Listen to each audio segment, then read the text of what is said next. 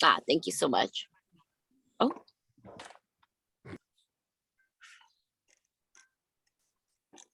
Okay. This is just Tate's, right? Mhm. There's no Actually- discussion for the other class this week, I suppose. No, it's just Tate's. Mhm. After reading this week's resources, develop a math game for the age you currently teach or plan to teach. As you develop the game, make sure it can be adapted to meet the changing developmental needs of children. For example, if you design dice, you might design some with dots and others with numerals. In the reply to at least 2 people. So I actually recently just did this and I used dice.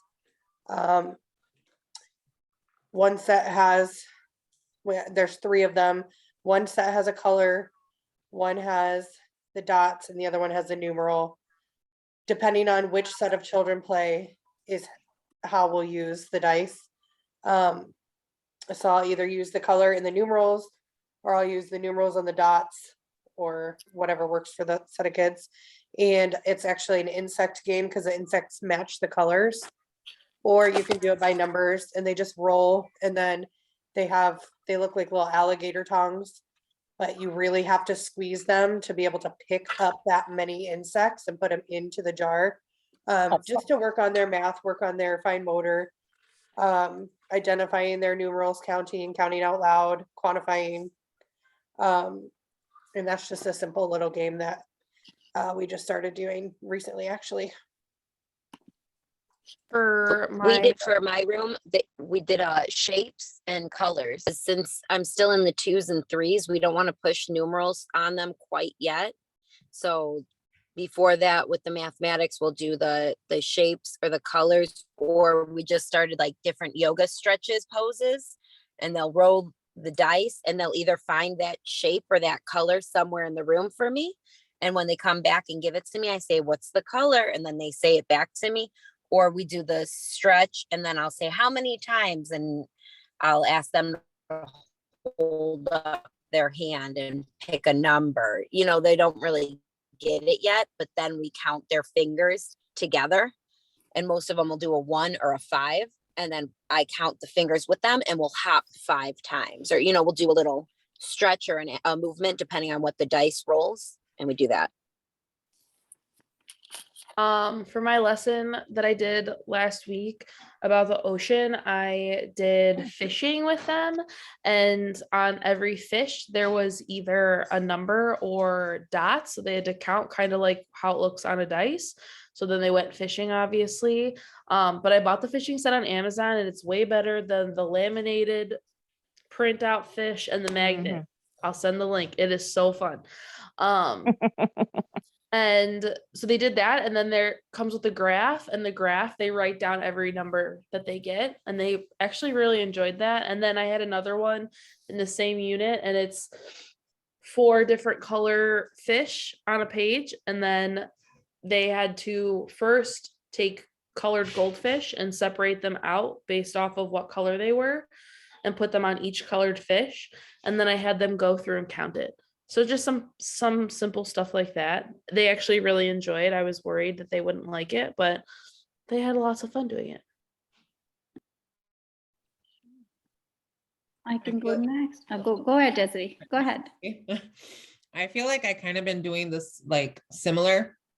When I did my videos last week, we did it on insects, but I had them connect. It was like a cutout activity where they would have like honeybees, and then they had to connect it to the numeral with the dots.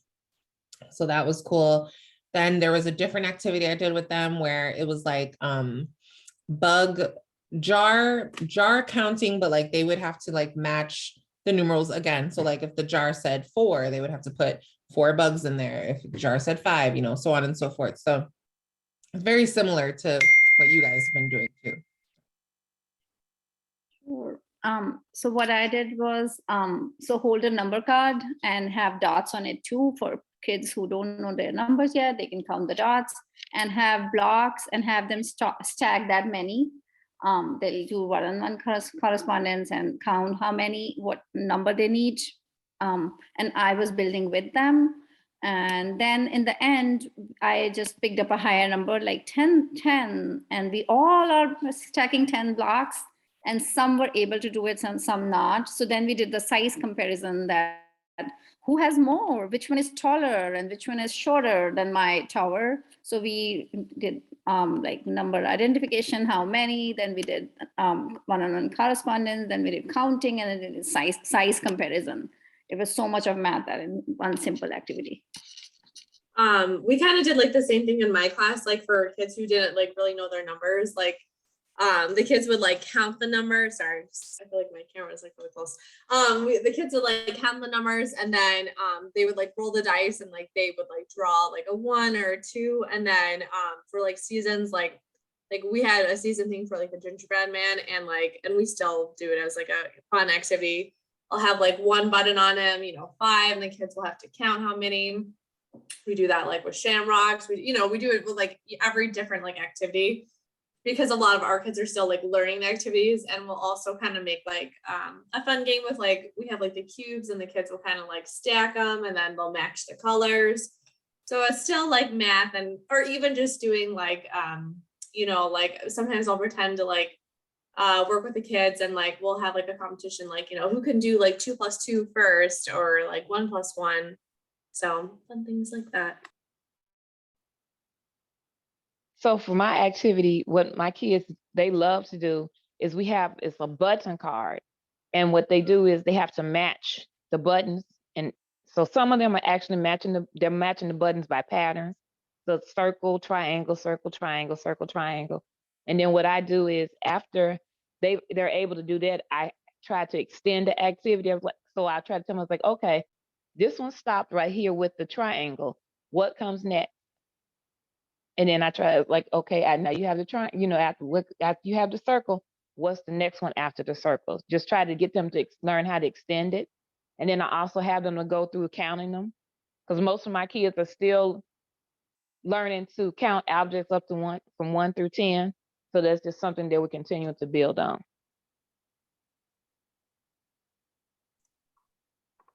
Okay, the next one. How does mathematics support a child's development in other curriculum areas? How can you, the educator, create a learning environment that encourages math development in an active, multi-modal, and I can't say that word right. Interdisciplinary. There you go. Manner. Thank you. Mathematics is, believe it or not, just kind of like science. It's really involved in everything that we do. It's everywhere we go. So in the classroom, it's important that we make sure that it's incorporated in all of the centers that we do. If you just think about our routine, that's counting down. When they go to the centers, they're always checking to see, okay, this center can only have 4 children. How many are in there now? And those are questions that we ask. Okay, I see you want to go play in the center. How many friends are in there now? Right. So when 1 leaves, then you can go in, or yep, there's only 3. So that means that you can go in because there could only be 4. There's just a lot that you can do within your environment to encourage math. I like to use as like little transition games.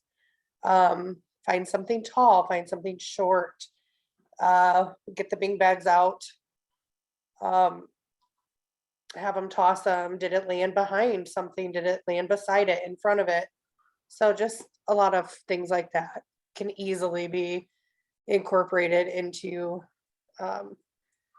your classroom and in your learning environment. Yeah, I use spatial wording more so for the mathematics, but it's throughout the day. It's a constant. Okay, if we already have 1 friend going down the slide, what do we have to do? We have to wait. Oh, there are 2 friends using the chalk right now. So let's wait a minute. I'm going to set a timer. And then you see them actually look at this timer, and like, they're not counting down with it, but they see the numbers going. And I think that you're right, that it does all link hand in hand. Even when we like go for a walk, we count how many big red fire hydrants we walk past, it's 3. But we count, we count to 3 together, but we're going for our nature walk.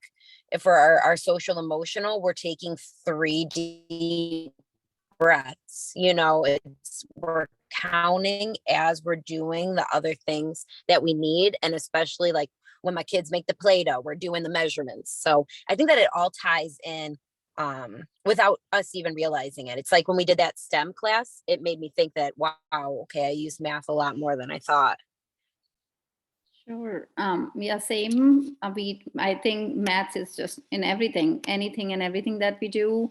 And why is math important? Math is important because it teaches children how to problem solve. It teaches them their they get the spatial awareness with maths, and they understand shape, they understand the world around them. And like, as you guys said, we do math in everything. Like we do attendance when they come in, how many kids are at home, how many kids are at school, where do we have more? Do we have more at home or do we have more at school? And then in everything, like as Tessa said, when they go to centers, they have to see, are there any spots available? Are there four friends there? No, then you wait. And I think it's connected to everything we do. If we do a literacy activity, we just do some kind of math, and there's that I need 4 students to come with me and do this activity. So it's literally in everything that we do in my classroom. I agree with, oh, sorry. Go ahead. Go ahead. Okay, No. sorry. I agree with you guys. I feel like math is just always a part, and it's just so important. Like, and I feel like math supports so many other areas because kind of like what you said too, Crystal, like I didn't realize how much like I was using it in our lessons, but like even today, like we just read like the Hungry Caterpillar, and the kids had to like put the order of like what they caterpillar ate in order, and like that's that's using math, that's using like logistics, like this is first, this is second, and then yeah, I mean, and then we have baby chicks, and the kids are counting the baby chicks, so like that's even using math, like the kids are counting. I mean, you really use math every day. You use math to like in the morning for calendar, and you're finding like the numbers of the days, and then kids later on, they'll use math to time, and even like kids, obviously our kids don't know how to tell time, but like they have that concept of like, this is when I come to school, this is when I go home, and then counting, and then just encouraging environment. I would say like just always encouraging kids like to use math. Like we just got baby chicks, and like I was having the kids count them.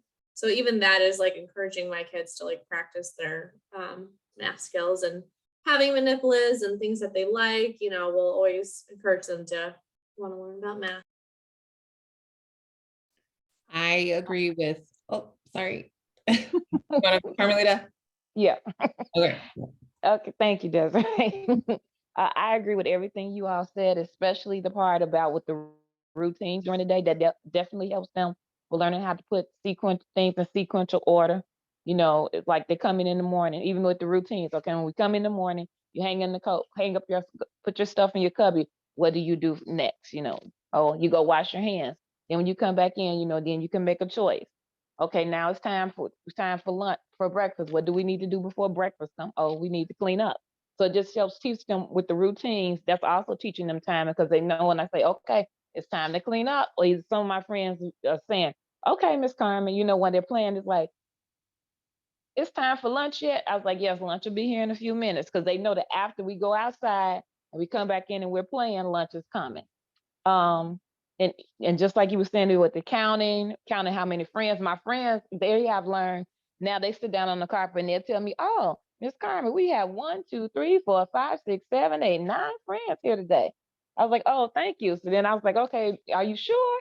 And then they'll count it again. I was like, oh yeah, you're right. We do have 9 friends. So just getting them in the habit of using those numbers, like you said, with sequential order, position words, and making patterns and all of those things. So I was gonna say the exact same thing. I was just gonna add on to whatever everyone's already said. Like I was gonna talk about centers and how, how many friends are in the centers, the routines, when they're playing, for example, one thing that sticks in my mind is my kids, they're always fighting over Magna-Tiles, and I need more squares, I need more triangles. So like I will make them count them. I'll be like, okay, how many do you have? 4? Okay, 2 for you, 2 for you. Boom, done. each has their own, the same amount, no fighting. But yeah, I agree with everything that you guys said, and that's how I do it too in my classroom as well. So To add on to everybody, I do snack most days, and I count out how many snacks they get. Usually, if it's like if it's crackers or something where I can't give them like a handful, like with crackers, I have to give them everyone the same number because people will literally fight me. And so then the kids end up sitting there. They're like, how many crackers did you give me? I go, I give you 5 because you're 5. And they go, well, let me count. I'm like, okay, if you don't believe me, count them. I don't care. So then they'll literally 20 kids will sit there and count their 5 crackers. And even something so small like that has to do with math. And in my kindergarten class that I'm in currently, we do where they have to color. And like if they have coloring, like we're doing ABC books right now for our countdown. So they have to color a picture, write a sentence and color a picture every day of what they learned the day before. And even if they're like in math or in our Jesus time and they have to color a picture, the rule is you have to use as many colors as how old you are. So that gets them to use those colors and it gets them to count, because then they all sit there with their books and they have to like count how many colors they have, or we'll turn it back and give it back to them. So yeah, those are fun little things that let the kids count. And my last thing, I didn't even think about it until after listening to all you guys. Because I don't like to tell my kids to be quiet or it's time to be quiet or stop talking. If they're really loud when it's time for group time, all I have to do is put my hand in the air and I say, show me your 5s. And they all put their hands up and they go 5. And then we go 4, 3, 2. By the time we get to 1, they're silent and they're ready for group. I don't know why it works, but it just does. I just wanted to add that. That's a good one. I like it. I might try Could that. not be my class. Could not be my class. They'll be like, why are we raising our hand? I'm like, never mind. Put it down.